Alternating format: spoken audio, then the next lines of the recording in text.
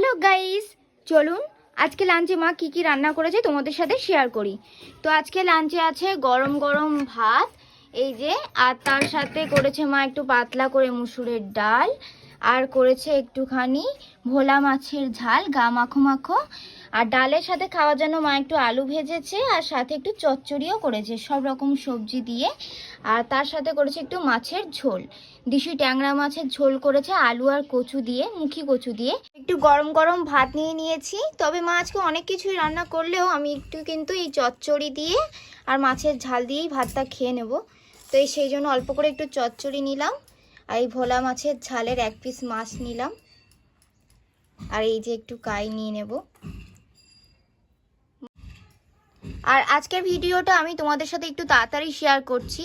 তো আজকের এই ভিডিওটা কেমন লাগলো একটু কমেন্ট করে জানিও, ভালো লাগলে একটা লাইক করে দিও, আর অবশ্যই করে আমার চ্যানেলটাকে সাবস্ক্রাইব করে